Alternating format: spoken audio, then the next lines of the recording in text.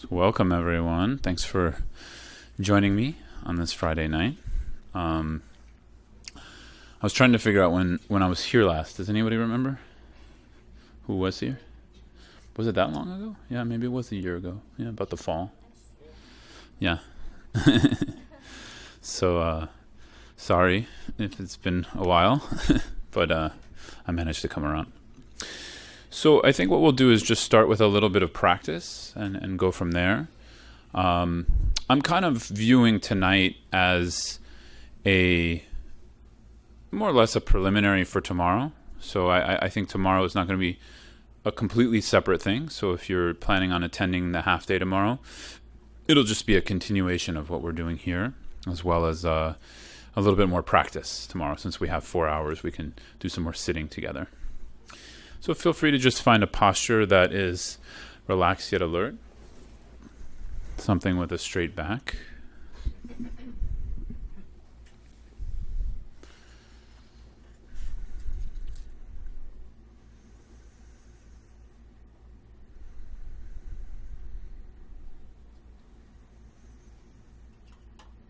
And so as you close your eyes, just beginning to come into your present moment experience, just connecting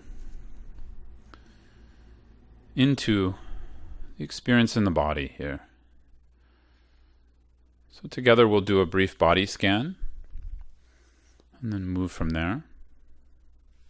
So here I just want to emphasize there's really no need to think of or try to drum up some special experience or some kind of meditative ecstasy. We're simply just coming into connection with the body, coming into a sense of ease, relaxation, coming back into a home within the body.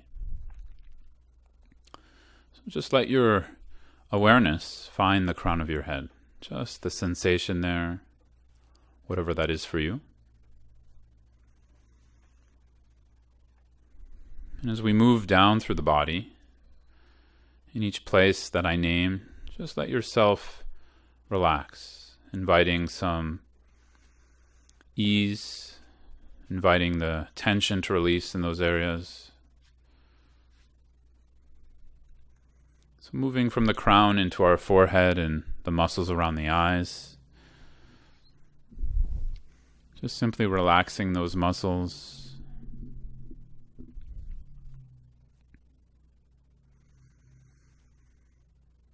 Coming into awareness of any feelings, sensations there.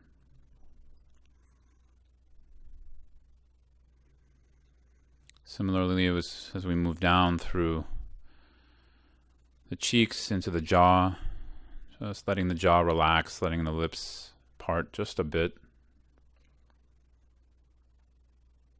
Moving down through the neck, into the shoulders. Feel free to just gently stretch your neck or roll your shoulders back and forth if you like.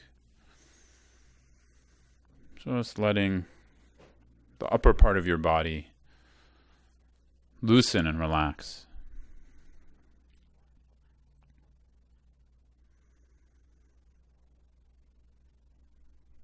From here, moving into our chest, just let yourself take a deep breath through the nose, really filling your lungs as much as you can. And then on the exhale, just letting the chest fall open and rest. Same as we move down through the back, into the belly, down through our hips and sit bones, connecting with the chair beneath you, down through the legs, into the knees, calves,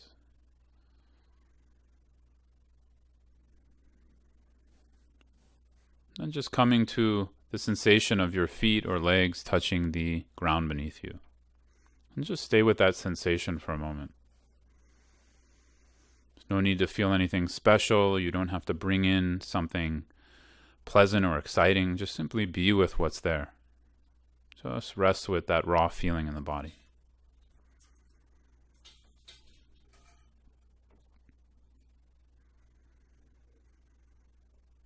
So as we rest with this raw feeling of connecting with the earth below us, we're going to form our intention for the evening here. So usually in Buddhist practice and teaching, we form an intention of altruism connected into our own aspirations for awakening. So I like to do this in a more embodied way lately, which is as we're connected to this earth, making it a very physical thing. Actually, when the Buddha attained enlightenment, he touched the earth as there was no one else around, and the earth was his witness to his awakening.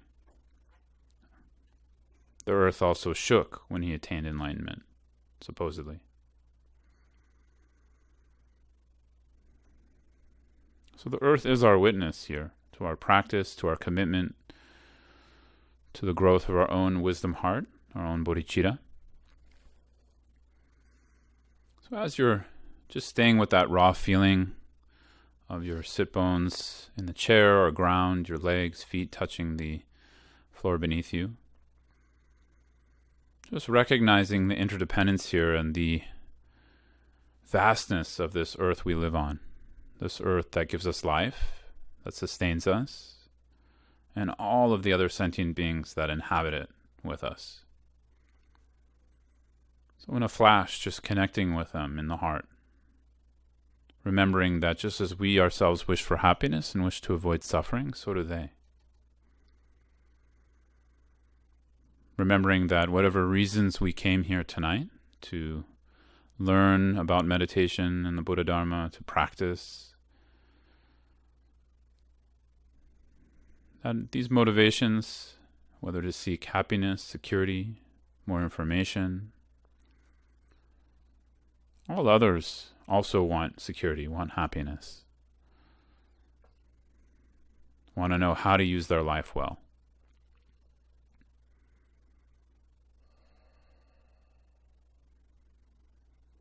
So you can start by close ones, just including them in this motivation, and then letting that circle widen to more and more beings, including them in your heart here. That we're not just sitting and listening for ourselves alone, but here we're engaging with the Buddhist path in order to awaken for the benefit of all sentient beings.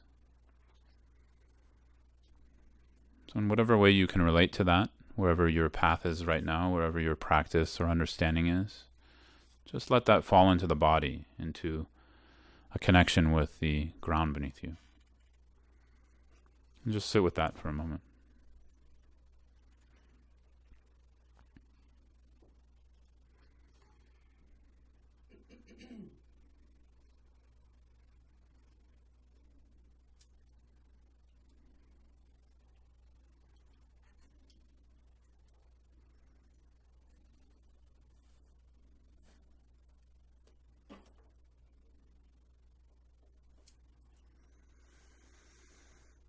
So from here, with this motivation of altruism and bodhicitta, we're going to just simply let be with the body for a little bit.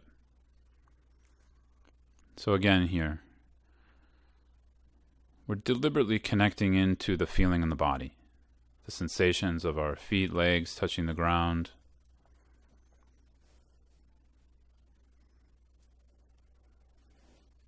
any emotions, moods, energies that are moving in the body, whether they're pleasant, unpleasant, or neutral.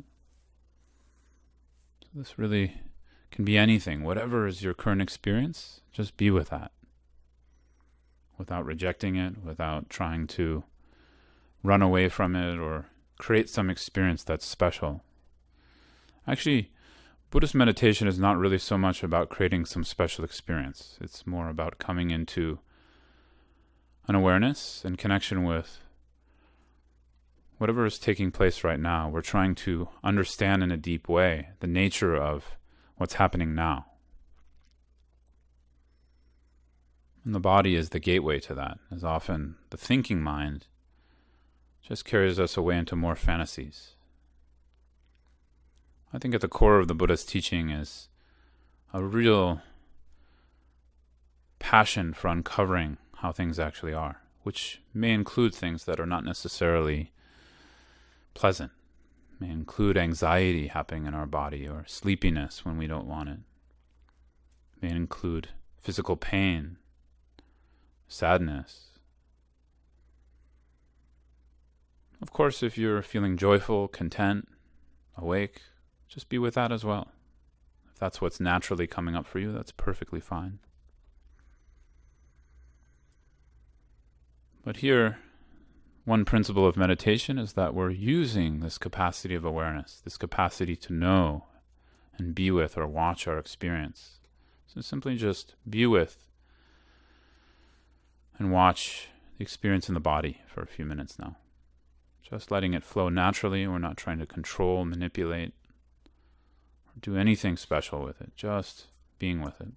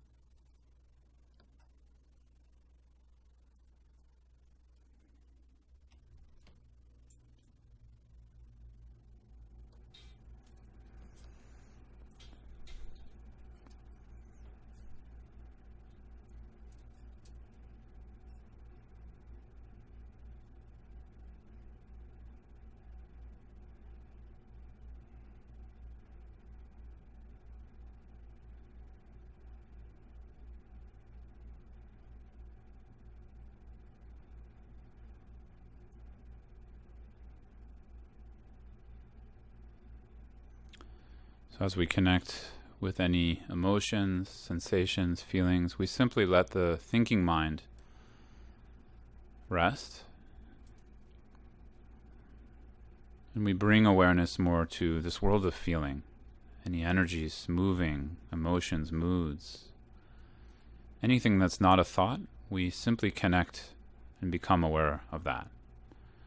And as soon as we become aware, we don't have to do anything with it. Just simply watch, let be. If you can rest in a way or connect with awareness in a way that's uncontrived, that's the best. And uncontrived here means we're not manipulating. We're not trying to change how something is. We're just simply meeting it as it is. So some of you may come into contact with something that's vulnerable, something that's a bit tender, and that's okay.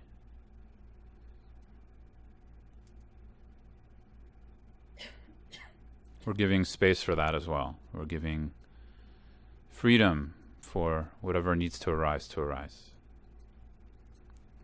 We're simply meeting it with a compassionate presence.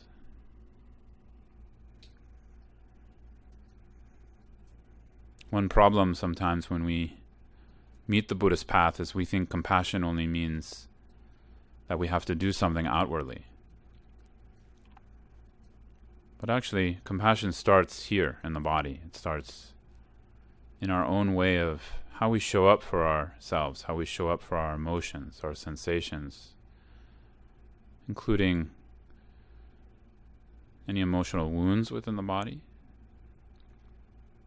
Things that we often don't know what to do with, so we suppress, or we just get completely hijacked by them, just completely caught up. But here we're not doing either. We're just being present with a warmth, very gentle or light sense of friendliness, and we're meeting it with awareness. Really.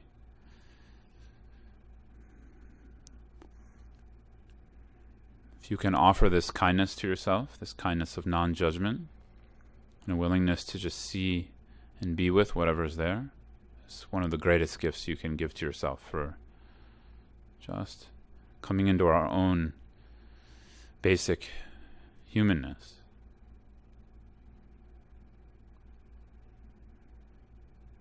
We don't have to try to create some special experience or form some super amazing fireworks kind of meditation. Just let that go for a moment.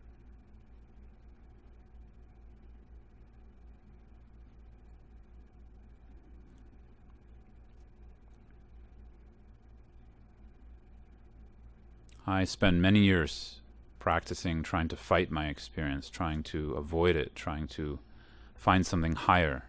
There's nothing higher.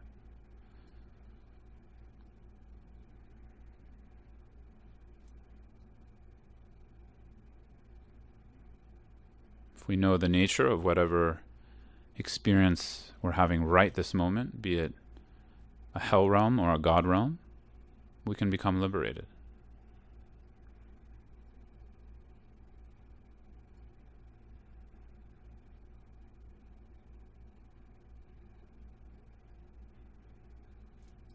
So just let yourself rest in this compassionate presence, but rest with attention, rest with awareness. When you notice the thinking mind analyzing, ruminating, trying to figure out, what is this? What should I do with it? Oh, we should change this or make this better. Or let's bring in Lojong, or let's bring in Shamatha. Don't do that. Shamatha and Lojong are amazing and wonderful practices. But first, we often just need to come into contact with the body, letting the body find its speed, find its energy. We need to stop ignoring our current predicament.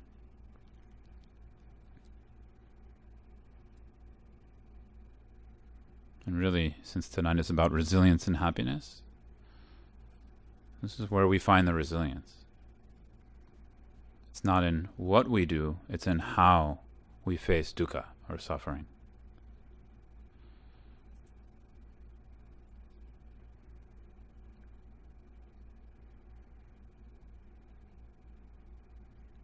So just let yourself feel when you notice the thinking mind wants to ruminate in whatever emotion is rising or wants to analyze or figure it out. Just drop the thinking mind into the body. Feel your belly, feel your chest. Whatever is there, even if there's not much. If there's numbness, be with that. If there's just a blankness, just be with that. We're not choosing or trying to change or manipulate anything right now.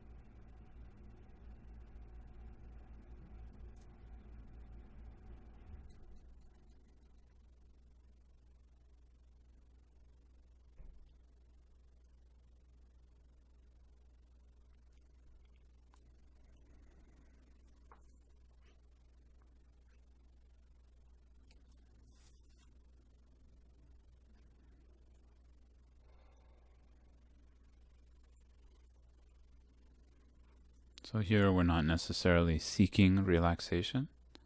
But if that comes naturally, that's fine. What we're seeking is to know, to offer a compassionate presence to whatever is arising, beyond a certain experience, beyond a certain result, just letting things be as they are.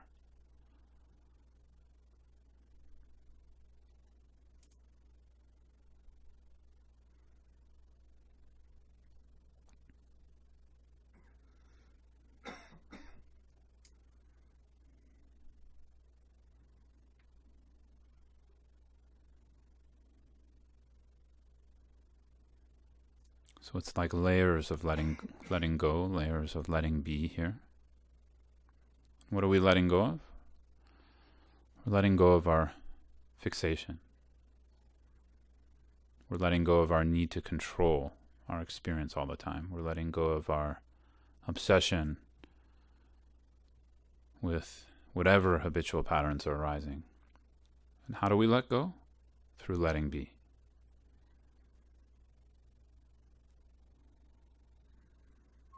And so if you're frustrated, if the practice is boring, wonderful. Be with the boredom. Be with the frustration. What does that feel like in the body?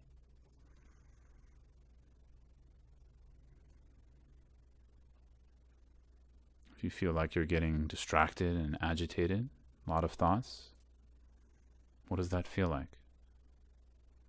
So we kind of ask this question, what am I feeling right now? But we don't answer it with a thought. We simply drop into the body and feel directly, which may be challenging for some of us. For me personally, when I first was working with this kind of practice, it was very challenging. I knew how to think about an emotion, but I didn't know how to feel it. So let yourself feel it. And if the body's relaxed and even, just be with that.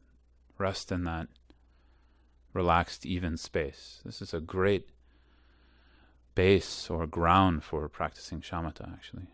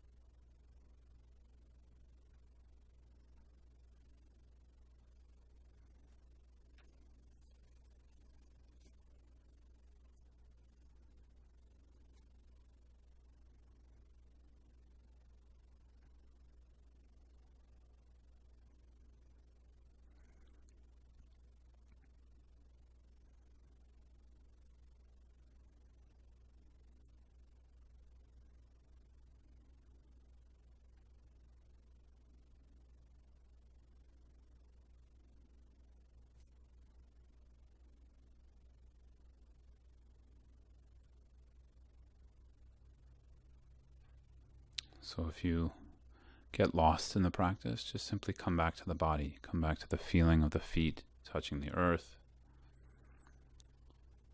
Come back to whatever's arising for you, whatever kind of feeling, and if you can, and if you have some deeper awareness, connect with more subtler energies in the body. Energies that don't have an aspect that we can easily label, something a little bit more subtle. Just connect with that. When we offer space and room, all kinds of things can come up. Things that may need a resolution, but not through thinking or analyzing or figuring them out, and not through suppressing or pushing them around, simply by being open with them, following them. Just letting the awareness observe, If they move left, we stay with them as they go left. If they move right, we go right. If they hide, we just wait. Really, our agenda is just to show up with this compassionate presence. Other than that, there's no other agenda. Not to fix or feel better. Actually, even happiness is not an agenda.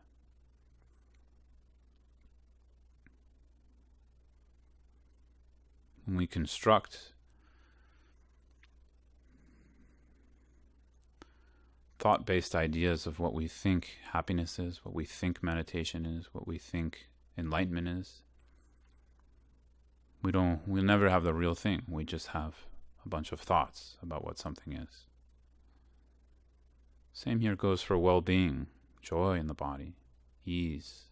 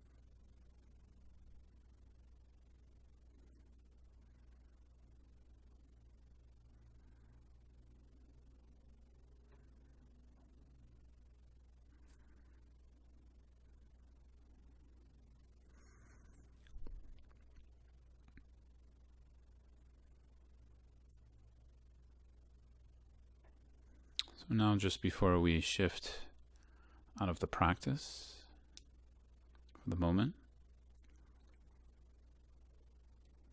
I just want to ask you to continue to stay with the body, to stay with whatever emotion, sensation, mood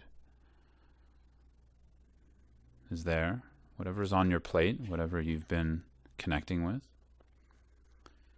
And while keeping the body still, we're just going to simply begin to open our eyes and connect with the room.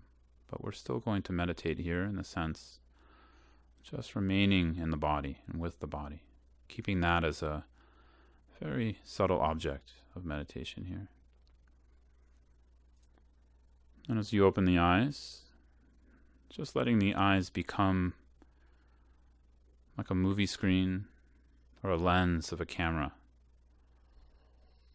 Just perceiving just the raw information without the story. If you notice the thinking mind ruminating and creating a story, just drop that into the body. Some of you may notice as soon as you open your eyes, there's a kind of freshness that happens. That's a good sign.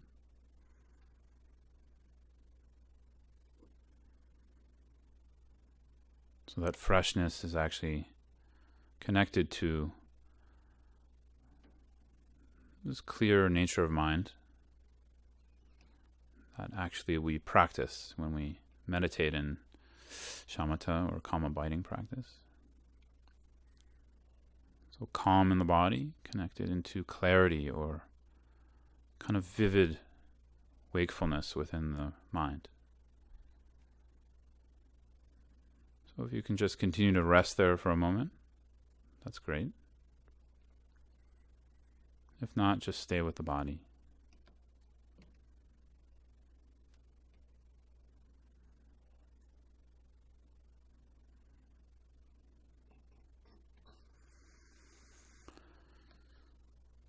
Sangye chonon soygi chonom lan jancho barando dani kyamsuji dagi jinsoygi pe sonam ki drola penshir sangye druparshu Sangye chodan soygi chonam lan jancho barando dani kyamsuji dagi jinsoygi pe sonam ki drola penshir sangye druparshu Sangye Chudon Soygi Chonam La Jancho Bardu Dani Kyapsuchi Dagi Jin Soygi Pe Sonam Ki Rola Penchir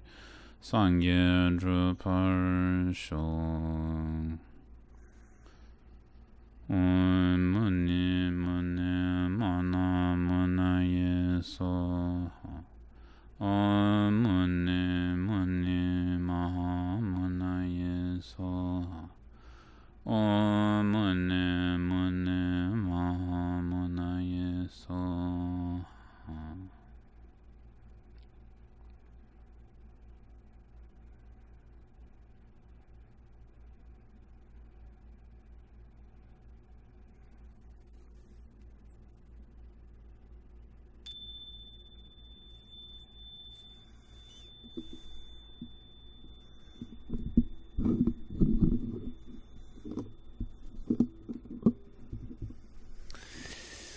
Okay. So before I move on, maybe I'll just take one or two questions if anybody has anything around the practice that came up. You might still be thinking about it, but just wanted to offer a moment for that. I'll also leave time at the end.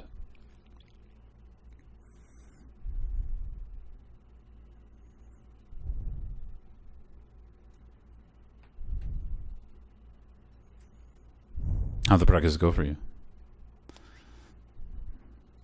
It's good? Yeah.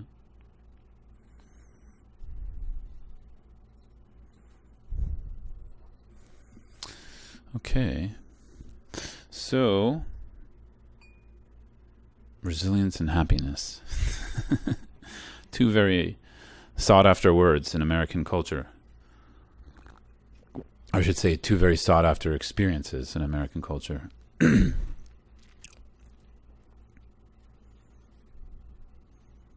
I don't meet a lot of people who found it. Of course, in Buddhist circles you do.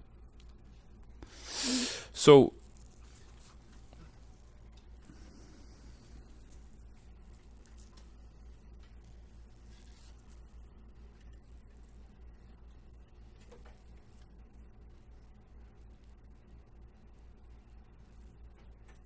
I think I have more to say about this practice and sort of, this is really the method I'm presenting tonight and part of tomorrow, that we'll move into other practices tomorrow. Really the method, I think, is one of the most skillful ways to bring about resilience and we could say well-being, maybe is a better word than happiness.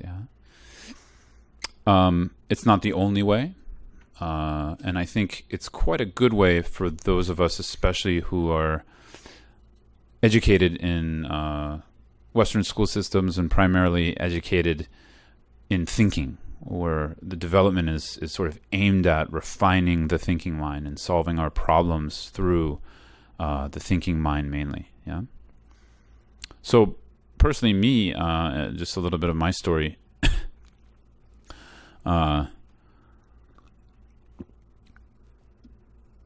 I think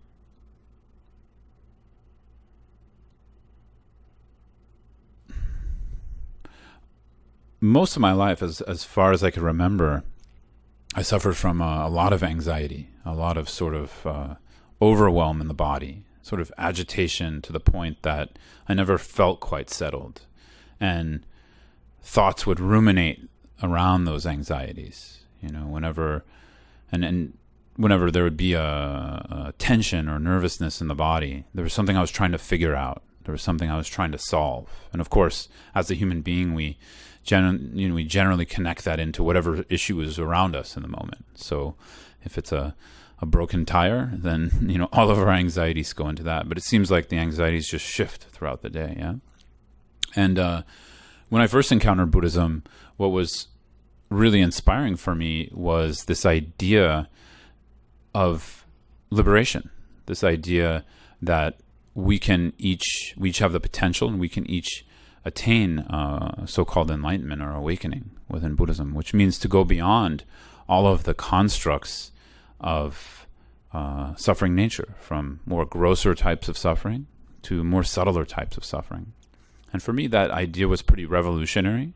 And the idea that I could do it myself, right? I could do that with just my own human experience and mind and with enough effort. And so for me personally, I tried that, and I still do. And I strive for that, and it's a big part of my life and practice as probably the main part of my life.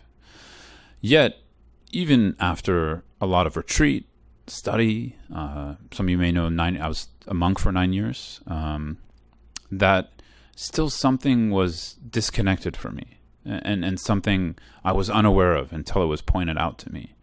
And what was disconnected was the body, disconnected from a sense of awareness of that, a sense of home, a sense of ability to bear witness to an experience, as opposed to just bypassing it through the thinking mind, right? So now we have terms in our cultural lexicon. I think an acquaintance of mine, John Wellwood, he coined this term, spiritual bypassing, which is a really interesting term. Now it's a little bit more known, but I'm not sure if you know about it. And really the term is referring to when the suffering is here, but we use some kind of fancy thinking, some kind of fancy philosophy to dance our way around it, right? Not ever having to face the experience as it is, right? Now knowing in myself, after sort of someone pointing out, one of my teachers pointing this out to me and being kind of resistant in the beginning, like, oh, I don't know if that's Buddhism, you know? I think Buddhism is like meditating on emptiness a lot with the thinking mind and a lot of this, right? Which it is. And, you know, I wasn't sure if there was something to what he was saying. And then I tried it and worked with it.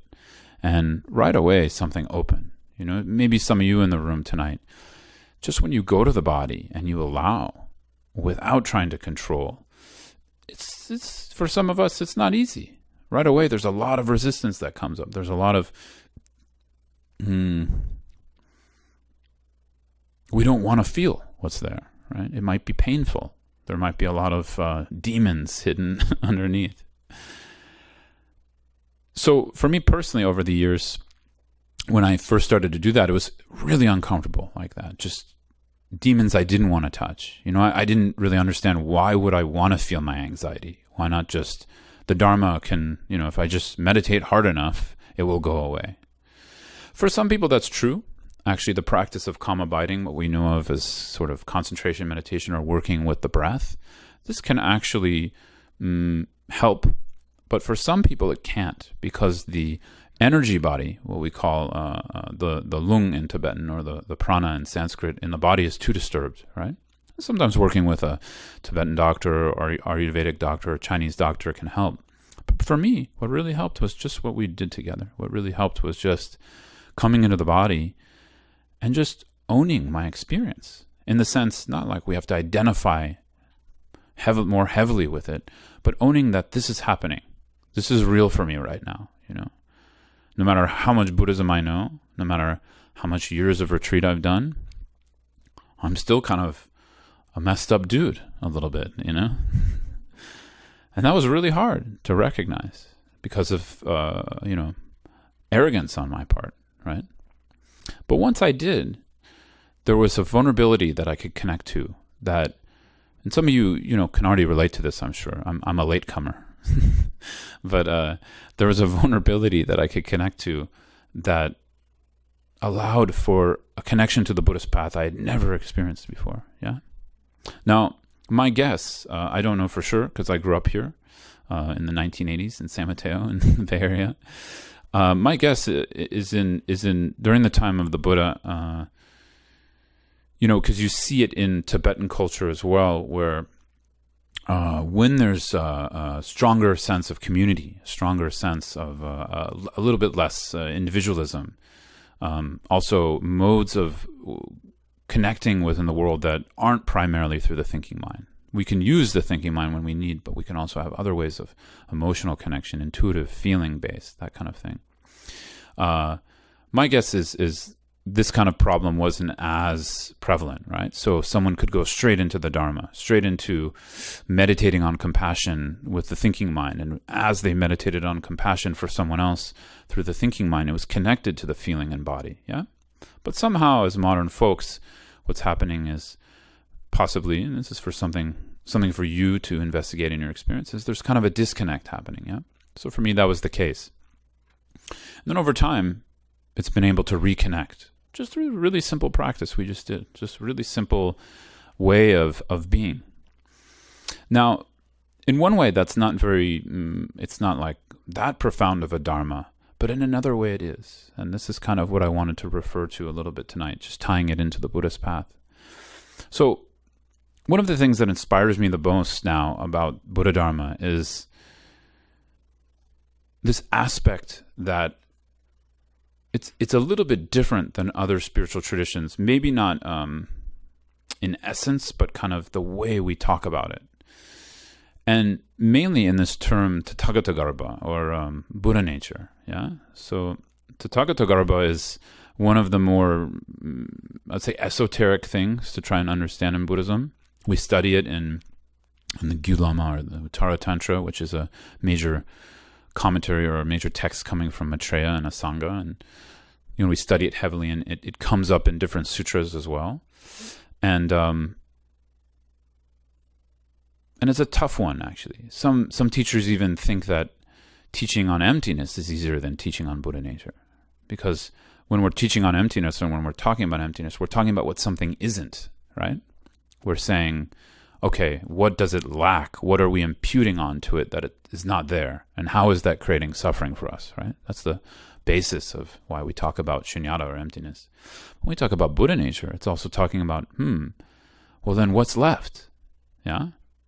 Now some schools of Tibetan Buddhism, they don't really get into that so much, and some really do.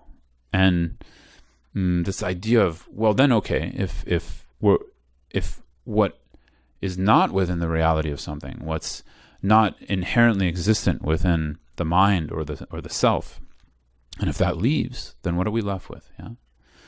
And so this is a quality of Buddha nature, which is not necessarily something. It's not a soul. It's not something that is permanent.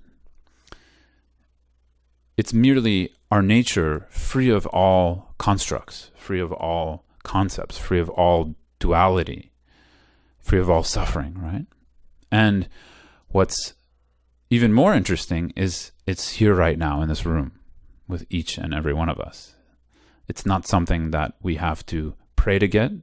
It's not something we have to actually, this is a little controversial, but it's actually not something we have to meditate to get, yeah? But we still do meditate to get it. I'm going to make that point as well. So there is a duality there. And it's just there, underlying in every single sentient being. Everyone we meet has this quality, no matter what, from the most kind, gentle person we come into contact with to the most violent, aggressive, pain in the ass person. Yeah, every single being has this Buddha nature. Now, one of the problems is it's covered, right? One of the problems is it's, we would say it's like an underlying nature. And it's covered by our habitual patterns, by our karmic obscurations from a Buddhist perspective, yeah?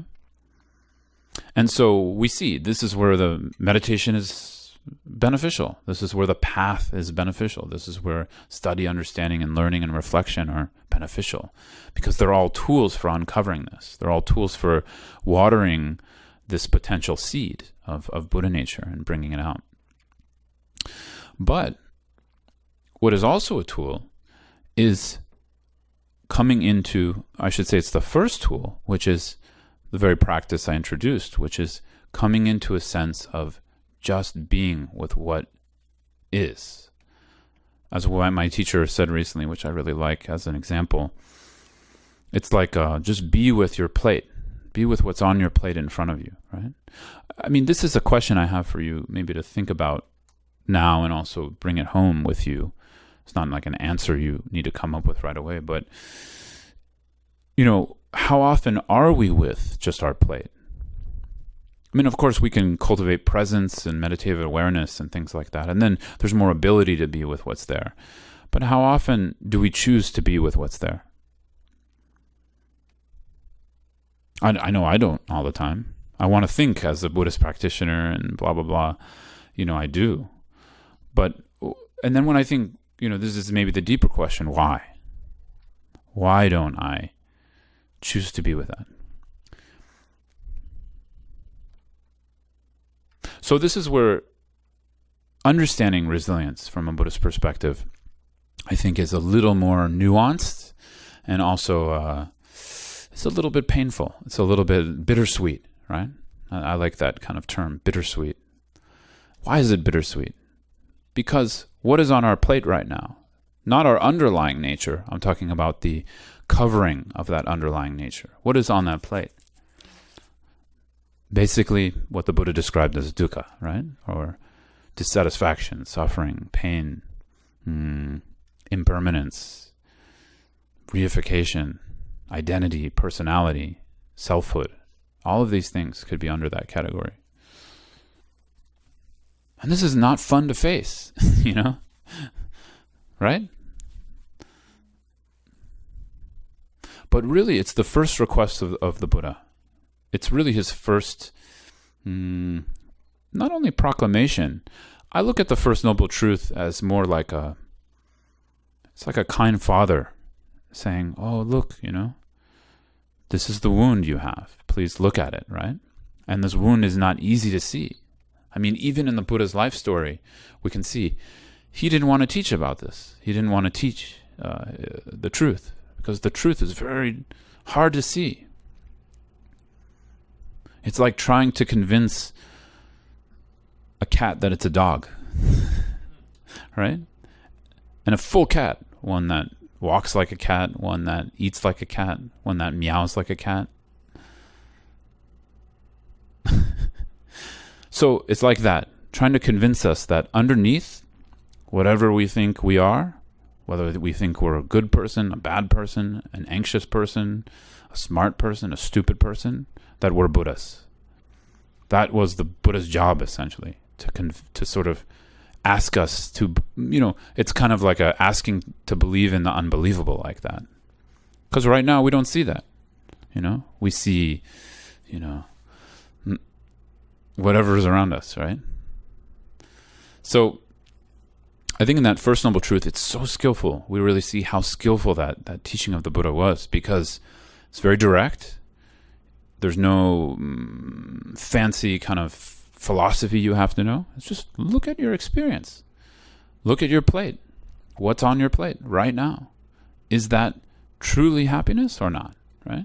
And so this is the issue we're left with as a Buddhist practitioner. This is the first thing. No matter, how fancy we go into kind of fancy tantric practices, or lots of mantras, or lots of visualizations with thousands of deities and things like this, or we can sit in meditation for 10 hours straight. It doesn't matter if we aren't able to ask that first question to ourselves and look very deeply for a long time, right? And not just looking through the thinking mind, looking into the body. And I think for me, this is very painful in the sense, the bitter part, I haven't talked about the sweet part yet, I will. But the bitter part, it's very bitter in the sense that the more I probe into this, because for me, the First Noble Truth it's evolving as a practitioner. So it's sort of like one Tibetan Buddhist teacher named Trungpa Rinpoche. I like this quote from him where he said, the Buddha Dharma is like combing your hair, where you kind of come back to the roots again and again, right? So no matter if we get into very high studies on emptiness, or a lot of tantric practices, deity yoga, or different yogas, or whatever the practice is, right? It always comes back to the root. It always comes back to looking at the fundamental bind, or the fundamental bondage that we're in. So for me, it's always ruminating on that, always coming back, right?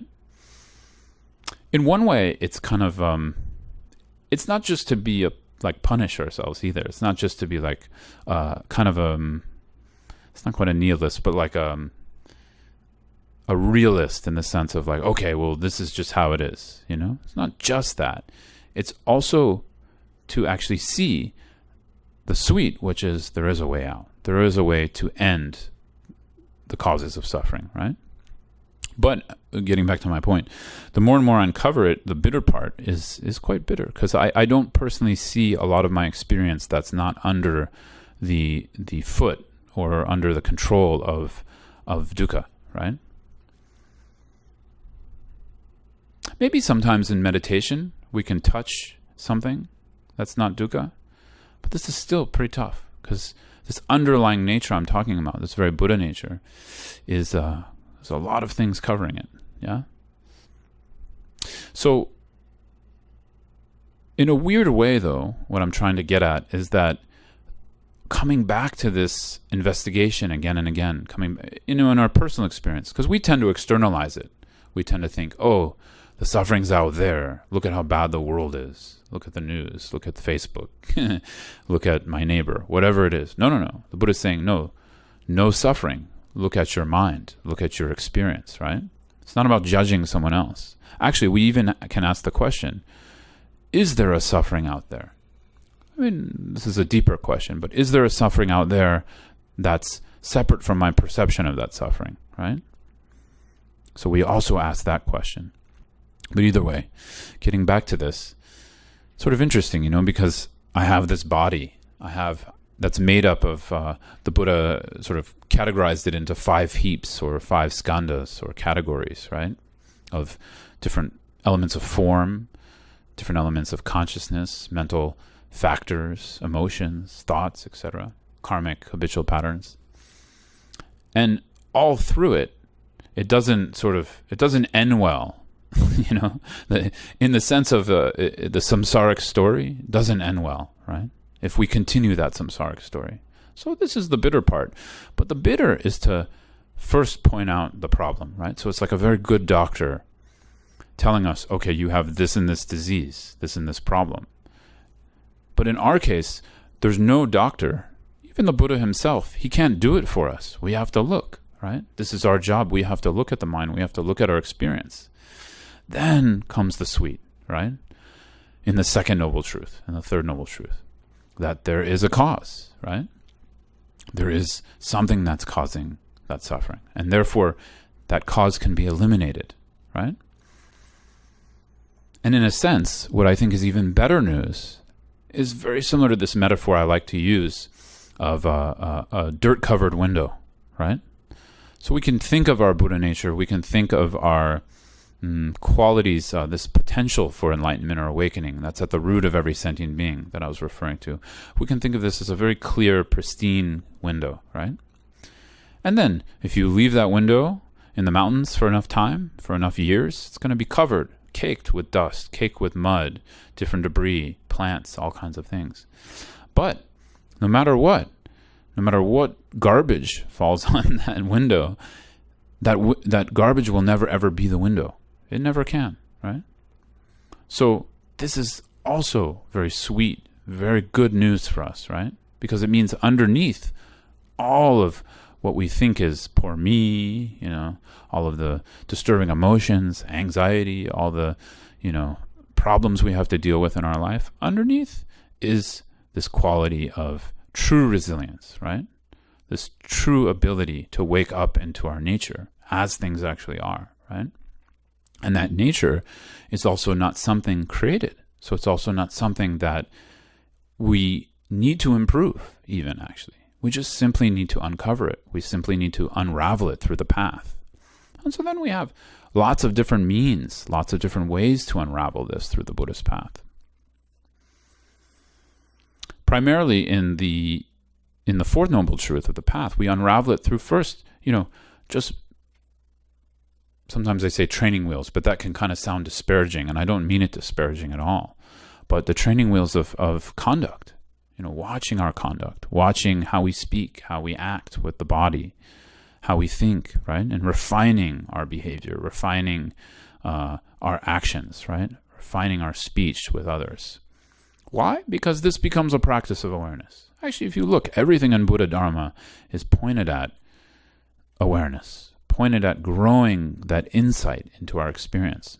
And so if we watch our body, actions of body, if we watch our actions of speech, if we watch our actions of mind, and we try to engage in less violent forms of speech, less violent forms of actions, and less violent thinking, right? Even to the most subtle violence, right? Then mindfulness grows, awareness grows, insight grows. These habitual patterns, the mud caked onto the window I'm talking about, also reduces. It also begins to sort of wash, right? But we're never washing the window. The window is always clean. We're simply washing the mud around it. So then ethics also sets us up for concentration. It sets us up for actual meditation practice, right? For engaging in the awareness and growing that awareness so it stabilizes. Because what gets in the way so much? Conceptual thinking mind, right? Think about it. How much problems does this cause for us, right? I mean, it also does some good things. But I should say, how much does the fixation onto the thinking mind, onto the conceptual mind, how many problems does that cause for us? That's where so much of our identity is created. So much of our personhood, so much of our stories, beliefs about who we are, what's right, what's wrong are created, right? So from there, like a teacup settling, or I should say like a muddy teacup settling, when we finally just put the cup down and we meditate, and all of that mud in the water begins to settle, right? And we start to come into a little bit more ease, clarity, right? And from there, we move into practices of insight, practices bringing about wisdom. Wisdom is often, in the beginning, it seems like something like another belief or another concept or another philosophical principle we're bringing in to kind of change, modify, or rescue our experience. Not at all. Yeah. In a way, it's kind of manipulating and controlling at first, because we're forming some other belief that, this flower is interdependent or much more dynamic than it appears to me, right? It appears as an orange flower, but yet it can break down into all sorts of materials. A fly that lands on it does not have the same experience I have with it. So everything is relative. Everything is interdependent, not independent. But what does this do? It further serves to open up our fixation, our reification. Yeah, it further serves to open us back to, or open us up to, our own qualities of Buddha nature. So essentially, this is how I'm defining resilience tonight from a Buddhist perspective. Because resilience is really talking about what is the ultimate bind from a Buddhist perspective. I'm not here to talk about psychology, right?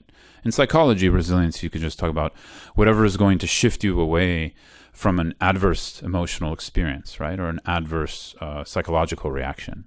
But it's always providing a solution, right? And then in the relative world, that solution creates another problem. Always. So Buddhism is not really interested in a solution. It's interested in going beyond the problem and solution.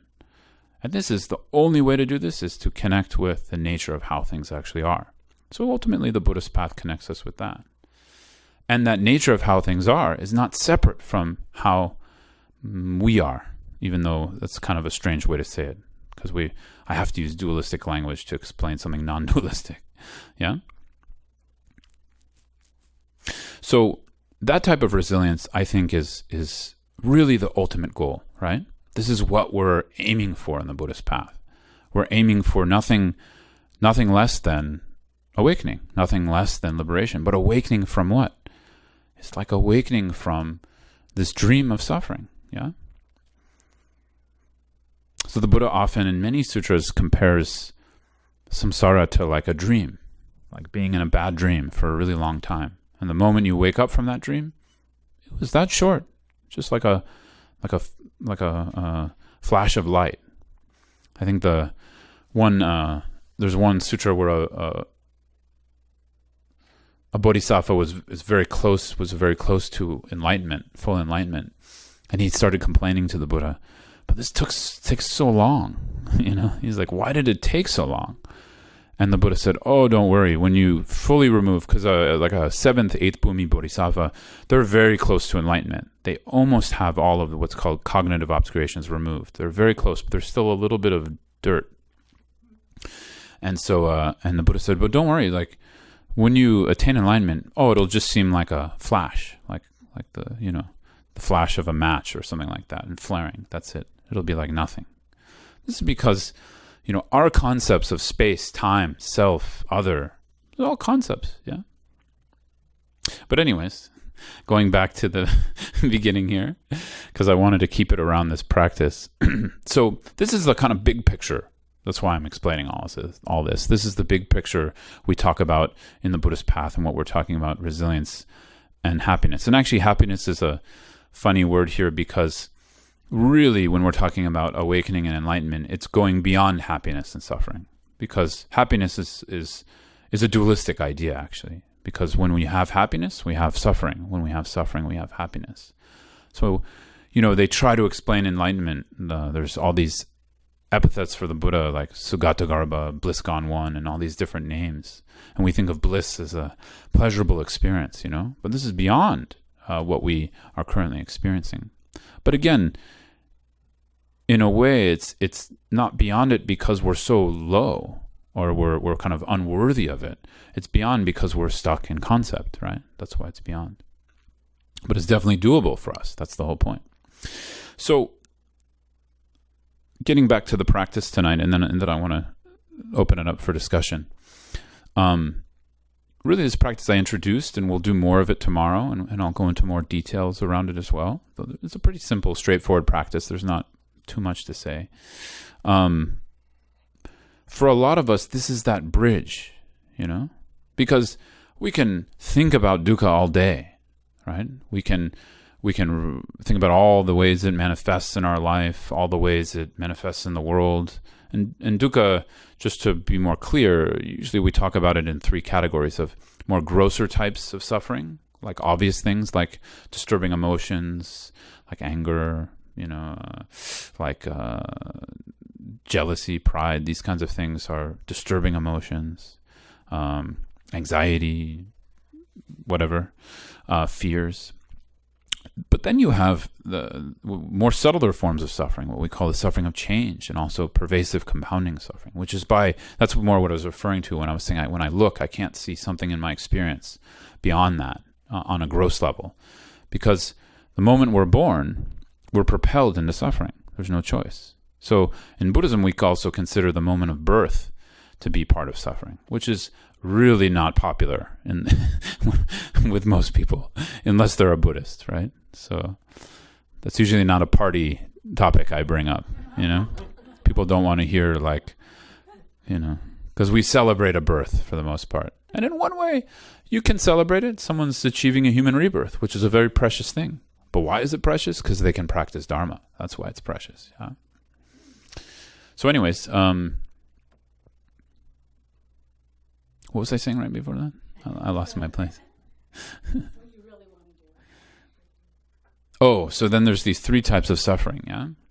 So when we're looking at dukkha, we're also looking at that. So it takes a lot of, sitting and insight and study and sort of churning on it. We're not just dwelling in, oh, poor me, or oh, my life sucks, That's not really what we're dwelling in. We're trying to understand this bigger worldview. So out of that, there's a type of resilience that can actually come because we finally gain an understanding and a direct experience that we have all of the qualities we need to wake up. As long as we put the effort, we have all the components, and we have those, what I call a holistic Dharma practice. We have good teachers. We have opportunities for study, for practice. We have the freedom to do it, right?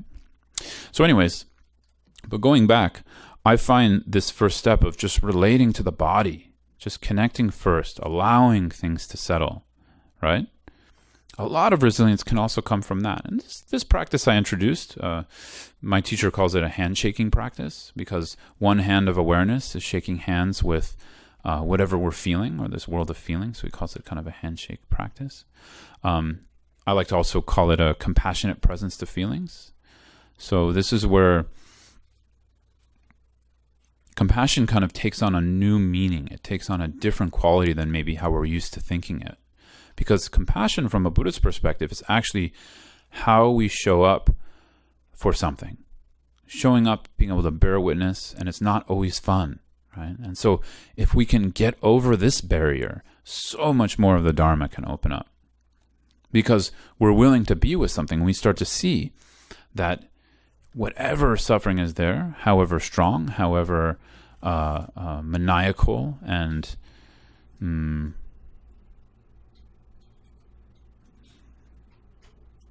however steep that hill seems, actually it's not much when you start to connect with it, right? Working with the fears around that, but working with them in the body, not working with them through ruminating or trying to solve it with the thinking mind, right? And then the second part of this practice, really connecting into a space of uncontrived, a space of a willingness to rest open, as if we don't want to manipulate and control anymore. We kind of get exhausted with that, right? I mean, I don't know about you. I'm pretty exhausted with my mechanisms of control. And some of us are less controlling than others. But I think we all manipulate our experience to some degree because we're looking for ways out. We're looking to be free from pain, but often we're looking into avenues and ways of freeing ourselves from pain that just don't work, right? They often compound the pain more and more, or best case scenario, they might provide a temporary relief, which is good. That's also okay. But here we're looking for ultimate relief. And sometimes the first step is just coming into the body, acknowledging, right? And reconnecting the emotions and thinking. So I think that's all I have to say. I think what I want to do is continue on this tomorrow, but I figure some of you may not be coming back tomorrow. And so we can do some questions or just discussion if anything is up for you. We have about 20 minutes, so. Yeah. So, mostly in this center, the regular practice that we do is single-pointed meditation to calm the mind, and then analytical meditation to try and refute the I as you can. So, very practically, how does the practice that you just described, the getting into the body, fit into that? Is it like an alternative that you would do other days? Or would you try and do it before or after the other standard practices? Yeah, that's a good question. There's actually two ways you can approach it. One is more a practice of healing. That's not really within the Buddhist path, but it's sort of a preliminary, right? Preliminary to engaging in Buddhist practice, which would be healing traumas, wounds in the body as they arise within the energy body. And the more we offer the space, the more we meet them as they are, the more things can actually open up and heal, and we can come into more of an inner sense of well-being, which isn't awakening. It's not necessarily some big accomplishment on the Buddhist path, but it is necessary for the Buddhist path. Some of us believe now. And I brought up briefly the reasoning before that in traditional Buddhist cultures, I don't know anymore, but we're talking about, pre-industrial revolution, things like that, or pre-Chinese invasion in Tibet, Chinese occupation. There was already a pretty general sense of well-being. And so then people could go right into practices of bodhicitta and connect with that. For some of us in the modern world, it's a little harder because there's not a lot of well-being and there's a lot of tightness and extra constraints here. So one way is like that, just doing it as a preliminary to work with reconnecting to the feeling body, opening up, removing some of the extra obscurations that might prevent shamatha from actually having efficacy, right? The other way is as a preliminary for shamatha. They're both preliminaries, but as a preliminary of resting, because a big part of shamatha is actually the body has to be at rest to practice shamatha. Sometimes they don't talk about this because in traditional texts, like I said, it may be coming from a culture where the body was already quite relaxed. And so they might be emphasizing, and this is an opinion, so take it with a grain of salt. They might be emphasizing like focus more or a little bit more intensity because the mind might be prone to more dullness because it's relaxed. For a majority of us, modern folks, just the speediness of society now and the speediness of our schedules and the overwhelm that we're experiencing, we actually need to relax more. But not the type of relaxation that checks out, the type of relaxation that actually opens the body into a grounded clarity. Then shamatha practice actually, then that calmness in the body connects to a clarity in the mind, and we sustain that in shamatha practice. So some people do it. For me personally, I did a lot of this practice as a way to heal some and work with some of my anxiety and sort of, like I said, some energy body issues that were overwhelming me, and I couldn't really practice meditation properly. Also, just emotional baggage, which is endless from a Buddhist perspective. It's not like we're going to heal that completely, but to a certain degree we can remedy it, and then the meditation practice can really there's enough ground where it can take root. And so, but now, after years of doing this, I use it more as like a brief method to get into shamatha. Because for me, personally, when I first come into the body, and if the body is at rest, it's so easy to just connect into a grounded awareness. Otherwise, we're fighting the thinking mind, we're fighting the sound from our neighbor, we're fighting all the plans coming into our head all the time. And sure, I think in one way we could probably force our mind to subdue it, but you'll probably end up with a lung problem. Yeah. Do you know what that is? So the lung is the energy wind within the body, within the subtle body. And when we try to push in meditation too much, it eventually, the lung kind of overwhelms certain areas of the body, and then we can't meditate anymore. We usually get sick. And then we have to go see a Tibetan doctor. So, and most of us have lung. Most of us have some kind of lung disorder, just from modern society. And so then I think emphasizing some rest first. But rest with awareness. That's what I'm emphasizing, just to be clear. Not like check out, relax, man, like go on vacation, right? Just a rest. And then what happens over time is there's a rest in the body, but a real clarity can come out of the mind, a vividness. And then also when we move into practices of insight, there can also be, we use that vividness to look in insight practice. So anyway, sorry, I kind of went on and on, but I think those are the two ways we can use it. So you don't have to give up your other practices. This simply can be a preliminary, something you do for maybe 10 minutes, before you start your other meditations on calm abiding or vipassana, on insight practice. Also, I do this throughout the day. So I live in New York City. So pretty much I'll be late, running late to teach meditation somewhere, and which is normal for me. And then, so I'm running on the bike, I'm riding the bike really fast, I'm jumping on the subway.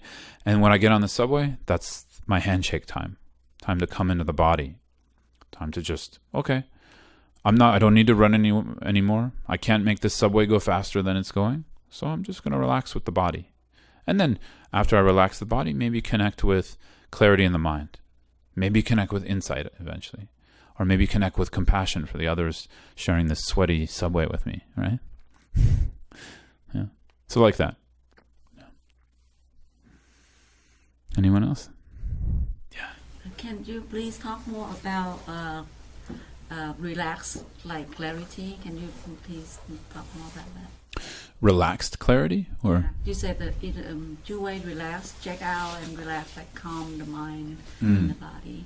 So how and technique to go faster that way? Yeah, this is the technique. Yeah, I think we'll do more tomorrow, but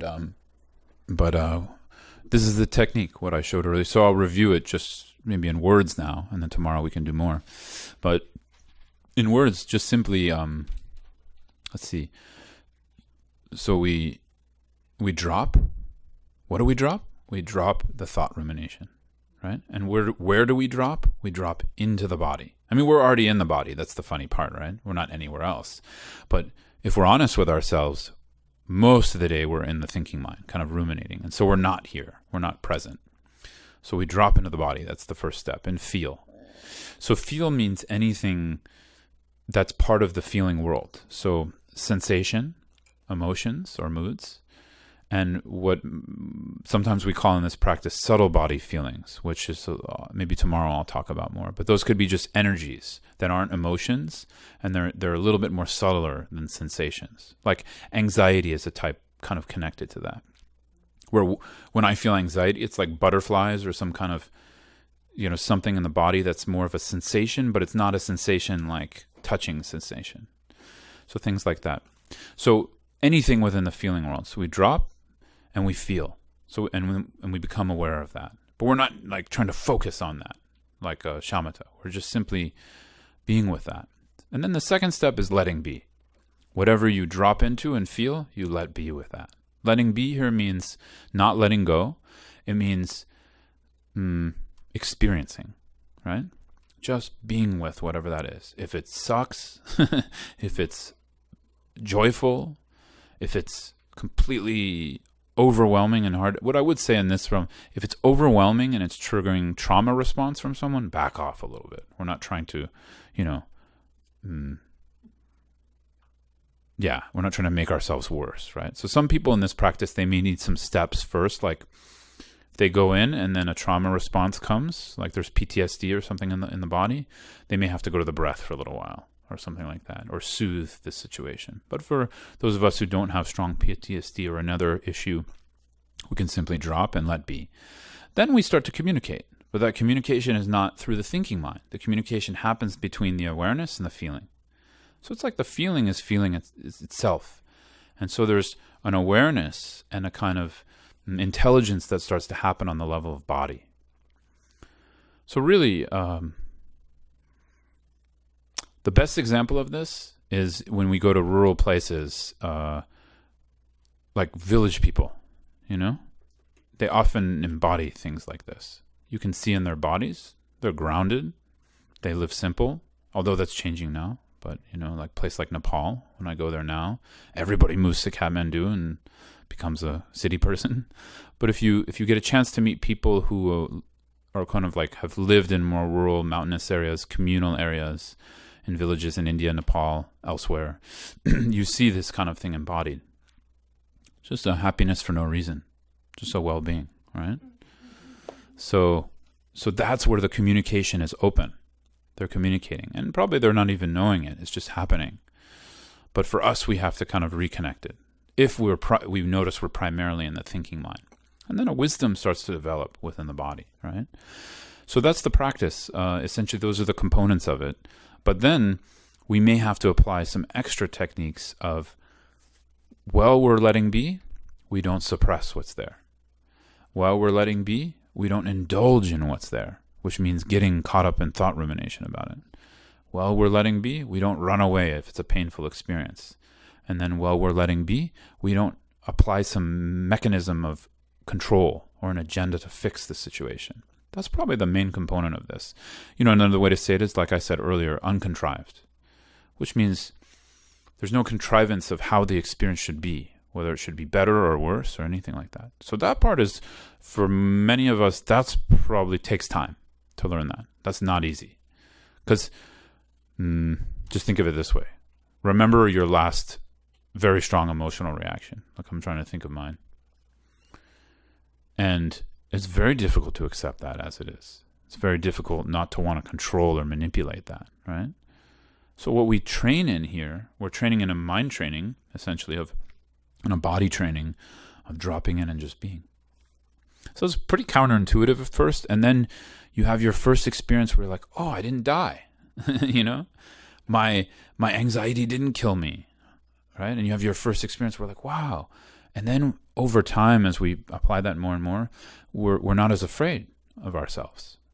Really, for a Dharma practitioner, the biggest thing I think one of the coolest things that comes out of long-term Dharma practice is you cease to be afraid of yourself. You see, and then eventually, as you start to transcend, I should say, you kind of upgrade into a unity of appearance and emptiness.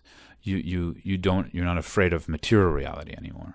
But that's for a yogi, So, but we can take baby steps there. Our first step is training, so we aren't afraid of our emotions. They can arise. But here the difference is, it's not that we're not afraid of them because we just reject them or we just apply shamatha and like that. No, it's because we can be with them and it's not a problem. So my anxiety can hang out all day. I'm like, okay, man, you want to be here? Go ahead, as long as just hang out, And so it's just like that. And it's not fun, but that's where the compassion piece comes in, because there's a willingness not to judge the experience right away. Yeah. Yeah, I 2 years ago I decided to practice calm abiding. Mm-hmm. I found it so difficult. Yeah. Running between work, driving, go to work with all this, without fire, dealing with people, and think calm. When you still active and involved with work and businesses, especially. So I decided to side down my work Mm-hmm. and basically free myself and try to see if I get somewhere with the practice. So I did that last year and this year, and I think it is I can see my progress. So now come to think about it, deep down there's this fear, right, that if I have to come back to work, I'll be losing it, Mm-hmm. where I've been practice. So come from, from where you are, you're in the monastery, you live that life, and then now you out of the monastery. Do you have any advice for me? Yeah. Do this practice. Yeah. And then also, one thing as lay practitioners, or I like to say householder, because the English word lay means like you don't know anything actually, but we do. So we're more like householder practitioners, meaning we're not monastic, right? I think we have to put a lot of effort into integrating Dharma into as many moments throughout the day as possible. But we also have to do it from a grounded place. It can't be like someone running around, like putting out fires everywhere. So first is finding the grounding, and that's why this is so important. First is finding a grounded awareness in the body, doing this for a while, where we can be with anything, and there's it's not quite a relaxation, but there's a calmness in the body, and then the mind will automatically rest, will be a little calmer. But even when it's not, there's a base to sort of engage, right? And then I think, just training in Dharma, training in Lojong throughout the day, training in bodhicitta throughout the day, but noticing why this practice is also quite precious when we train in it a little bit more formally before we integrate it also, or while we're integrating it, is because we get to know the speed of the body. So part of it might be speed issues, where oftentimes we're pushing the speed limit too far. So like you said, when you start increasing your activity, you're worried you'll get back into those old habits. So part of that is understanding the speed limit in the body, but the understanding here develops from a feeling understanding, not an intellectual understanding. Because the cognitive or intellectual mind really, it can't experience the feeling. It can just think about it. So by coming into more of an awareness in the body, we can feel when the speed is up. Like for me, I know when my wind energy or lung, I know when it's exacerbated, and then I have tools or I know when it's sort of up, I have tools to bring it down. Like tomorrow I'll show you a breathing practice to bring it down. And so that can be really helpful, because we come back into our speed limit. We know, okay, I'm going too far, but we still go. We still do it, right? So I've noticed for me personally, often it's not the activity, though sometimes it can be. It's mostly like how I'm relating to it with the mind. How I'm thinking about it, how much of my fixation is involved within it. So, in another way, because there's so many ways to answer this, right? But in another way, we're also working with our fixation around something, right? Like how something should be, what our expectations around it is, what our expectations around for someone else. And so when there's more space, and there's more allowance for things to flow as they are, I think it's much easier to stay grounded through everything. And then the point is, from a Dharma perspective, not just the grounded, but use the grounded to practice Dharma. Use it to grow compassion, bodhicitta, love, loving kindness, and the view of emptiness. That makes sense? Yeah. Yeah. So in the physical body, when we are starting off this practice, because there's a lot of sensations going around, especially if there's anxiety or stress, or given whatever's going on in the moment, your mind could be like flitting around, even although you're trying to find something in the body to use as an anchor. So what would you suggest? You just whatever the loudest voice is. So you don't have to think. You don't have to go search. Don't go searching with the thinking mind. Just drop in the body. It's a little bit. I have this analogy like it's like being dropped into a jungle blindfolded, and you're just like in the beginning when we're not used to feeling in this way. But we only have one choice. We just have to take one step at a time, like baby steps. So those steps are with the feeling, with the awareness, feeling the feeling, or I should say the feeling the feeling. But the awareness is there as an observer, and then we notice the thinking mind coming in, trying to choose, trying to figure out. We just drop, and then whatever's there, like I said, like what's on your plate there, be with that, and you don't have to worry if there's like 3 or 4 things going on. Just choose something, because you'll eventually they're connected, so you'll eventually touch all of them in a certain way. Yeah. Yeah. This is so weird to be here tonight because 2 days a week I've been doing the practice that you're teaching, and I always was judging. Just skip analytical. I tried to really move fast, and I couldn't. I did not want an analytical class on Thursday night. Then on Tuesday nights, Wednesday nights, trying to focus on the breath, and I had all this junk going on, and then I was judging myself, and the thought would come and I'd go thinking, and try to push it away, thinking, push it away, thinking. And now, finally, I can go in, and I can have the thought, and I can let it pass. It's like because I am looking at it, and I'm not allowing myself to judge it that I shouldn't be thinking about it. So then it passes, and I actually feel like I took a nap for 3 hours. So it's awesome, Now, I think I can move forward. I wasn't able to do just focusing on the breath without really thinking, and it's like almost pretending. Yeah. I'm focusing on breath, but I know I'm really thinking. Yeah. And so now when I do just go in and focus on where I'm at, and I kind of do a body scan first, then I go in and wherever those feelings or those emotions, looking at them, and they still pass, but I let them be there first. When they go, I don't even have anything to do with how long they sit there. They just go. So it's really cool. Yeah, good propaganda for this practice. To, higher level. Yeah. Yeah, because, we're in this body, we also have to understand that and connect with that. And settledness is the first step. It's also the first step in any concentration meditation, any shamatha practice. That's why it's called calm abiding, But it's not spaced out calmness abiding, The calmness is present, completely awake and aware, and then we're sustaining that or maintaining that, right?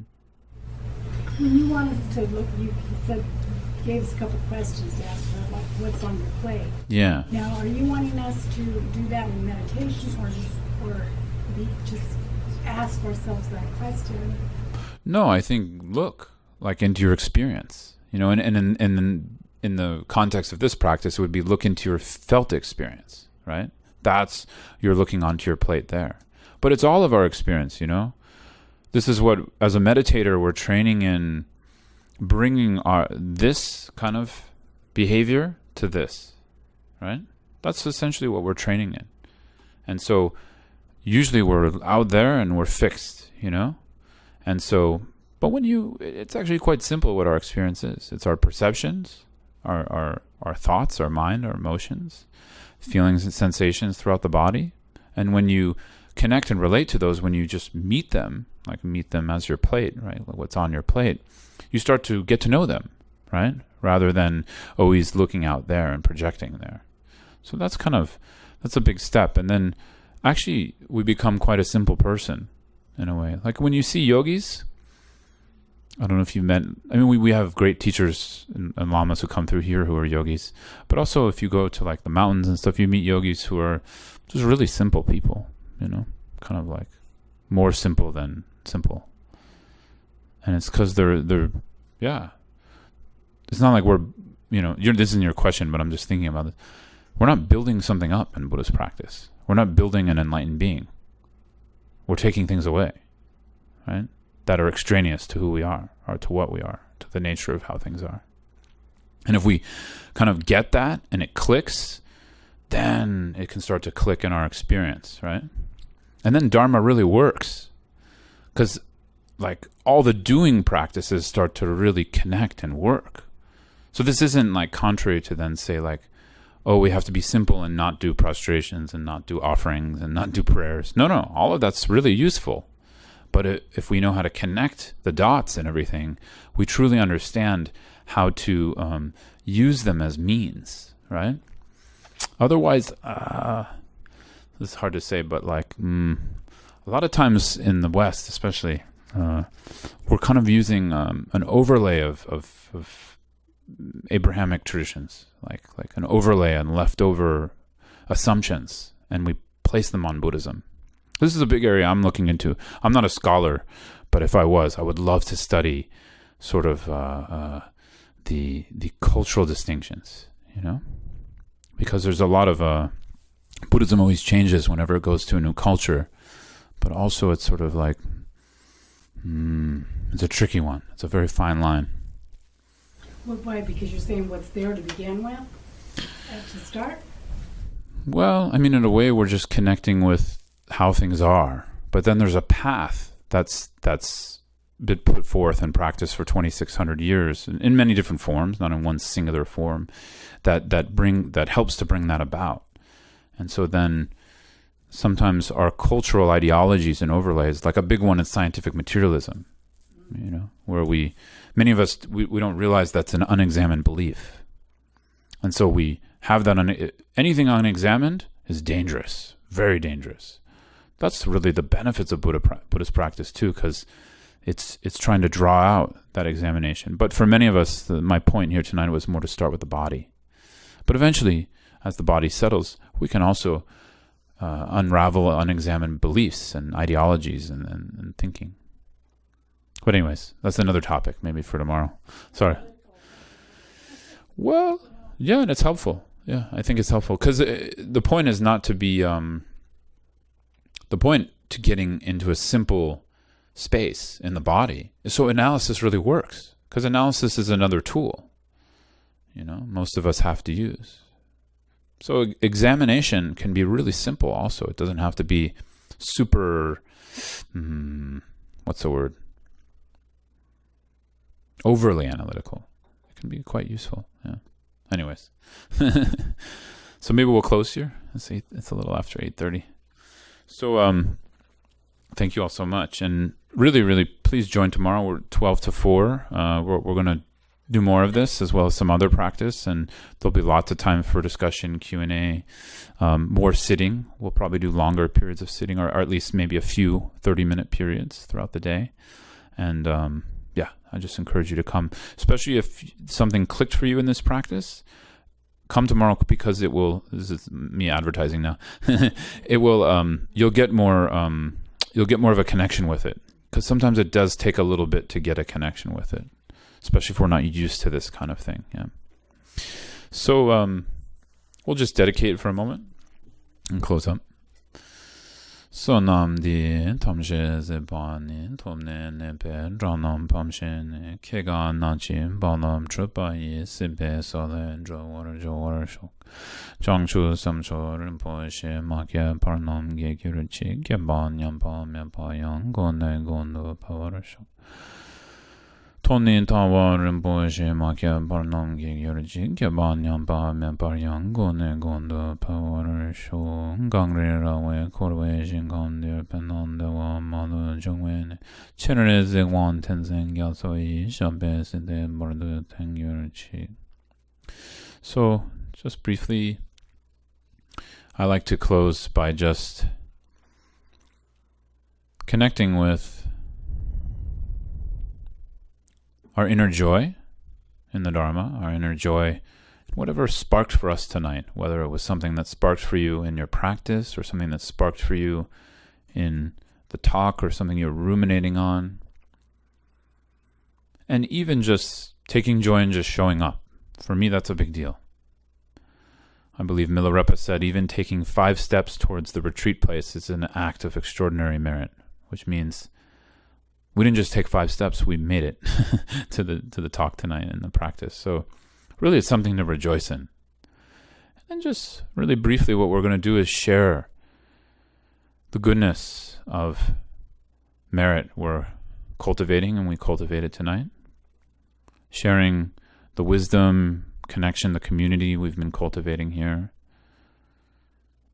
And you can do this as a feeling, just sharing it with your loved ones, with your close ones, with your coworkers, neighbors, strangers, anyone. Or you could imagine it as light emanating from you, just filling the world with compassion, love, just practicing generosity here, not holding on to even one piece of merit, just being willing to share it with all others, opening our hearts to them, understanding that they're just as valuable as us.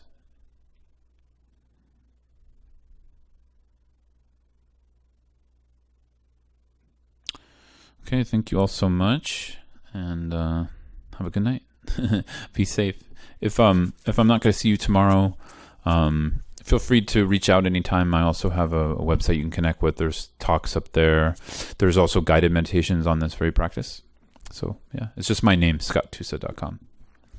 Thanks.